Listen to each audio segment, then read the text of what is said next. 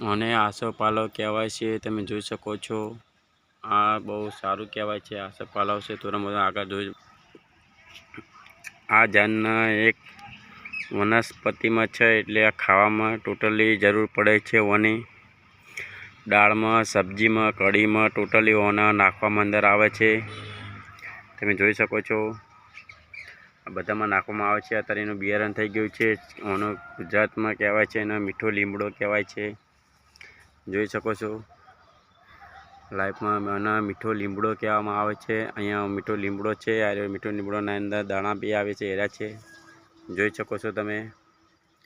આ મીઠો લીમડાના દાણા છે, મીઠો લીમડો કહેવાય છે એને, જોઈ શકો છો। કેટલો સારો છે, મસ્ત સુંદર છે। આગળ બતાવું છું તમે, લાઈવ એન્ડ સુધી જોવાનું ભૂલતા નહીં। જોઈ શકો છો આમાં ટોટલી આર્યા વાયેલા છે ને કહેવાય છે આસોપાલવ, જોઈ શકો છો। આસોપાલવ છે, સુપર હિટ છે, ઓર લગ્નમાં બહુ કામ લાગે છે।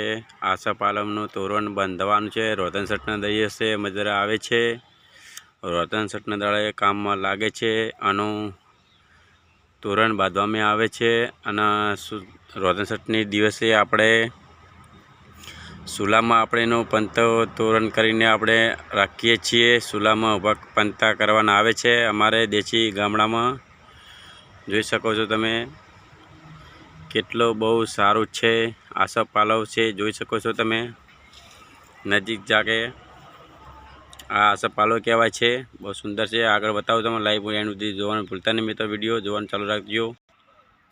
તમે મિત્રો જોઈ શકો છો અમારી ચેનલમાં લાઈવમાં અમે તમે જોઈ શકો છો મિત્રો।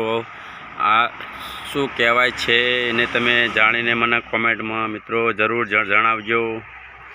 આને શું કહેવાય છે એનું એક આવ્યું છે, દેખાઈ રહ્યું છે તમારે લાલ કલરનું છે, એ દેખાઈ રહ્યું છે ચેનલમાં। શું કહેવાય છે તમે જો કમેન્ટ કરીને જરૂર મને બતાવજો। ઓળખતા હોય તો જરૂર અમને કમેન્ટમાં લખજો। એન્ડ સુધી જોતા રહેજો મિત્રો, આગળ વિડીયો બતાવું છું તમને જરૂર। જો તમે બતાવી રહ્યો છું, આ જે દેખાઈ રહ્યું છે એનું હમણાં તમને આગળ બીજા ભાગમાં બતાવ્યું છે, તમે જોઈ શકો છો। અને તમે શું કહેવાય છે મિત્રો જોઈ શકો છો, અને બનાવીને તમે જરૂર મને લાઈક શેર ફોલો કરતા રહેજો મિત્રો। વિડીયો એન્ડ મિત્રો તમે સામે જોઈ શકો છો कितना सुंदर बनाया છે। ખેતરમાં જો મજૂરી કામ કરી રહ્યા છે, એટલે કામ કરવું પડે છે મિત્રો, જરૂરી છે। ખેતરમાં જો કેવા સાપરા બનાવીને રહી શકે છે મિત્રો, સબ લોકો જોઈ શકો છો તમે। ખેતરમાં કેવા સાપરા મજૂરી મહેનત કરવી પડે છે, એટલે સાપરા બનાવ્યા છે।